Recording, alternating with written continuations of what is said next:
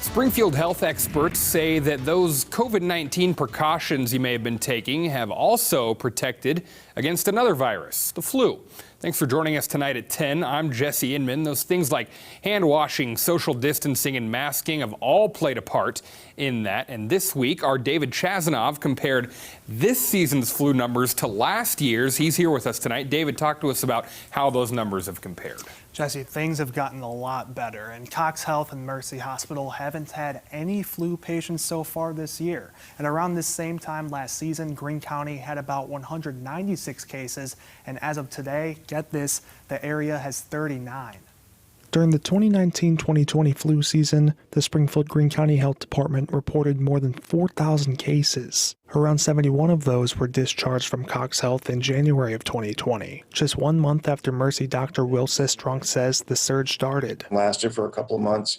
Really before we started seeing much COVID in the United States, we had the flu outbreak. This time around, both hospitals haven't seen many cases at all. Caitlin McConnell with Cox Health says this isn't surprising, especially since other countries in the Southern Hemisphere, where winter happens during Missouri's summer, had much lower flu rates than normal. One of the reasons that we're not seeing a big flu outbreak is that there's been a significant decrease in international travel. Sistrunk says COVID-19 guidelines have also helped. It's really spread the same way. Doing what you would typically do for COVID will also reduce the spread of influenza. Catherine Wall with the health department says she hopes the vaccine is making a difference. We do know that CDC sent out more vaccine for flu than they have in previous years. It's a record year for flu vaccine. Regardless of how things are looking, Wall says people should keep their guard up. We've had 39 people who have tested positive for the flu. That's one misconception that I want to make sure people understand. I think there's this idea that anything that's respiratory is just called COVID. That's not the case. Flu and COVID numbers come from lab-confirmed cases. Those don't intersect. They are separate results. You get the sample in a similar way, but we're doing very different tests. So flu is very much still a thing.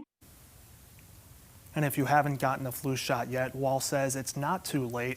And Cox Health also shared a statement with us detailing why flu transmission is down. And you can read that on our website at ozarksfirst.com. All right, David, thanks. We've got a follow-up for you tonight on a homicide investigation in Jasper County. Sheriff's deputies there say that they have identified a person of interest. They're looking for this man, 34-year-old Justin Chase Stevens, who allegedly stole a vehicle from the victim, 46-year-old Becky Sanders, who was found dead inside a home on Wednesday night.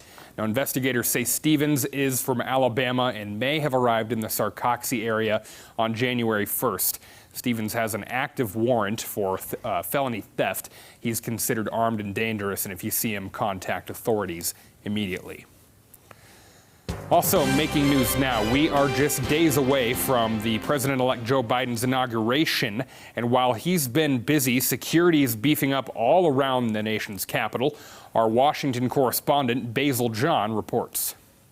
The clock is ticking as we get closer to Inauguration Day, and President Trump and President-elect Biden are taking care of their last tasks before the big day. We know the science is discovery, it's not fiction. Saturday, President-elect Joe Biden introduces picks for his White House science team. And I'm honored to announce a team that is answering the call to serve.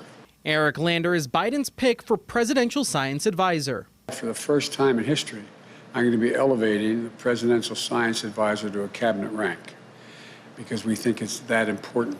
While the president-elect continues to build up his cabinet, security around the nation's capital gets tighter ahead of the inauguration. The National Guard has secured the streets stretching from the Capitol building all the way to the White House, and the National Mall is closed to the public. The Park Service said it will allow for small demonstrations for permit holders and would escort any protesters and hold them in designated areas. Businesses have boarded up their windows as the FBI warns of the potential for more destruction and bloodshed. Capitol Police already arrested a Virginia man at this checkpoint as he attempted to pass through with fake inaugural credentials, a loaded handgun, and more than 500 rounds of ammunition. President Trump has asked his supporters to refrain from violence, but the president will not attend the inauguration. Instead, he will leave the White House early on Inauguration Day and begin his post-presidential life in Florida.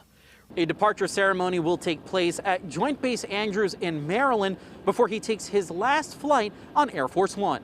Reporting in Washington, I'm Basil John. And several airlines are also taking extra precautions ahead of Joe Biden's inauguration. Delta, United, Frontier, Spirit, Southwest, American, and Alaska Airlines say that they won't let passengers flying into the Washington area carry guns, even in their checked bags. That includes Reagan National, Dulles, and Baltimore Washington International. These gun bans are temporary, most expiring the weekend after the inauguration. American Airlines also announced that between today and Thursday, it will not serve alcohol on flights to and from the D.C. area. The National Rifle Association announced Friday it has filed for bankruptcy and will seek to incorporate the nation's most politically influential gun rights group in Texas instead of New York. This comes months after New York's Attorney General sued the NRA over claims that top executives illegally diverted tens of millions of dollars for lavish personal trips. The group has struggled over the last year with the pandemic forcing layoffs and fundraiser cancellations.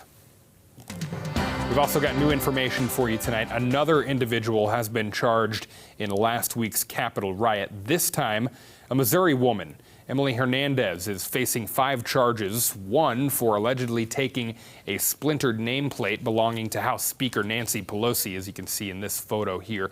She had not been arrested as of this afternoon, but the FBI says it received at least 3 online tips identifying Hernandez as the woman in this photo holding that piece of wood engraved with the words House and Nancy. And the Lowe's Hotel has canceled an upcoming fundraiser for Missouri Senator Josh Hawley, who has been facing waning support from longtime backers and donors over the last week. The hotel released a statement on Twitter saying, quote, "We are horrified and opposed to the events at the Capitol and all who supported and incited the actions. In light of those events and for the safety of our guests and team members, we've informed the host of the February fundraiser that it will no longer be held at Lowe's Hotel." That event had been scheduled for February at the Orlando Hotel, hosted by Hawley-affiliated political committee Fighting for Missouri. Well, it was a busy day at the Humane Society of Southwest Missouri. We'll have one again next month and every other month thereafter, and if we have enough demand, we would probably even put on a second one for the month. Coming up next, all you need to know about getting your pets vaccinated and microchipped at a low cost. Plus, a video of a woman in Arkansas is gaining some popularity online. It could have caused an accident.